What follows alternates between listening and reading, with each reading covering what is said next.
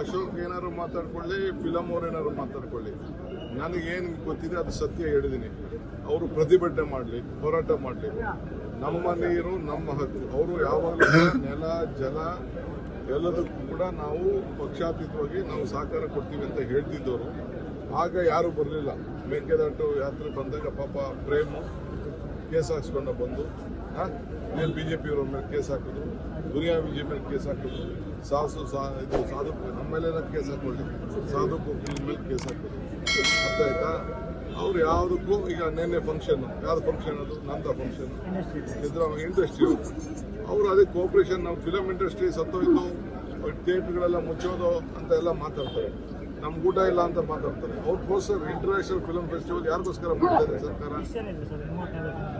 ಇಷ್ಟು ಜನ ಬಂದಿರೋ that is A different question. Industry ಅಂತಂದರೆ ಕ್ಯಾಮ್ರಾಮನ್ನಿಂದ ಹಿಡಿದು, ಸ್ಕ್ರಿಪ್ಟ್ ರೈಟರಿಂದ ಹಿಡಿದು, ಆ್ಯಕ್ಟ್ರಿಂದ ಹಿಡಿದು, ಡೈರೆಕ್ಟರಿಂದ ಹಿಡಿದು, ಪ್ರೊಡ್ಯೂಸರಿಂದ ಹಿಡಿದು ಸುಮಾರು ಜನ ಎಲ್ಲ ಇದ್ದಾರೆ.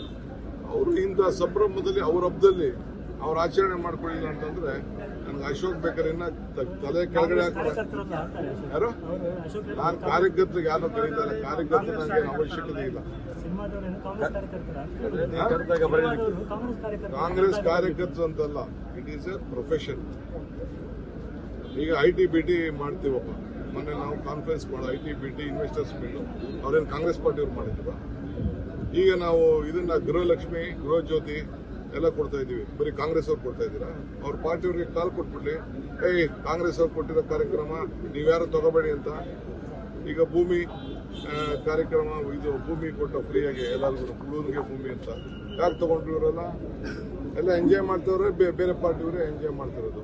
ಈಗ ಬಸ್ಗೆ ಹೋಗೋದೇ ಬೇಡ, ಅವ್ರು ಯಾರು ಕಾಸು ಕೊಟ್ಬಿಟ್ಟು ಹೋಗಿ ಬಸ್ಗೆ.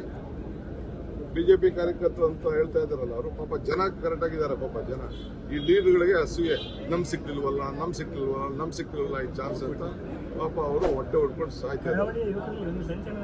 ಐ ಆಮ್ ಟೆಲಿಂಗ್ ಯು, ಕರಾವಳಿಗೆ ಇನ್ನು ಮುಂದಕ್ಕೆ ನಾನು ಹೇಳಿದ್ದೇನೆ, HK ಪಾಟೀಲ್ ಜೊತೆ ಮಾತಾಡಿದ್ದೇವೆ. ಒಂದು ಸ್ಪೆಷಲ್ ಕೋಸ್ಟಲ್ಗೋಸ್ಕರನೇ ಒಂದು ಟೂರಿಸಂಗೆ ಒಂದು ಪಾಲಿಸಿನ ತರಲಿಕ್ಕೆ ಈಗಾಗಲೇ ನಾವು ಕನ್ಸಲ್ಟೇಷನ್ ಮಾಡ್ತಾ ಇದ್ದೀವಿ. ಜನ ಇಲ್ಲಿಂದ ಹೊರಗಡೆ ಹೋಗೋದು ತಪ್ಪಿಸ್ಬೇಕು. ಒಳ್ಳೆ ವಿದ್ಯಾವಂತಿದ್ದಾರೆ, ಬುದ್ಧಿವಂತಿದ್ದಾರೆ, ಪ್ರಜ್ಞಾವಂತಿದ್ದಾರೆ. ಇಲ್ಲೇ ಅದನ್ನ ಕೋಸ್ಟಲ್ ಟೂರಿಸಂ ಅಲ್ಲಿ ಅವ್ರಿಗೆ ಉದ್ಯೋಗ ಕೊಡಬೇಕು. ಅದಕ್ಕೆ ಈಗಾಗಲೇ ಆಲೋಚನೆ ಮಾಡ್ತಾ ಇದ್ದಾರೆ. ನಿಮ್ಮ ಈ ನಡೆಯಿಂದ ಏನೋ ಮ್ಯಾಜಿಕ್ ಆಗುತ್ತಾ ಅಂತ ಕೋಸ್ಟಲ್ ಅಲ್ಲಿ? ಲೇಟೆಸ್ಟ್ ಹಾಗೂ ಇಂಟ್ರೆಸ್ಟಿಂಗ್ ಸುದ್ದಿಗಳಿಗಾಗಿ ಬಾಸ್ ಟಿವಿ ಕನ್ನಡ ಚಾನೆಲ್ನ ಸಬ್ಸ್ಕ್ರೈಬ್ ಮಾಡಿ. ಹಾಗೆಯೇ ಬೆಲ್ ಐಕಾನ್ ಪ್ರೆಸ್ ಮಾಡಿ. ಇದರ ಜೊತೆಗೆ ಫೇಸ್ಬುಕ್, ಇನ್ಸ್ಟಾಗ್ರಾಮ್, X ನಲ್ಲೂ ಮಿಸ್ ಮಾಡದೆ ಫಾಲೋ ಮಾಡಿ.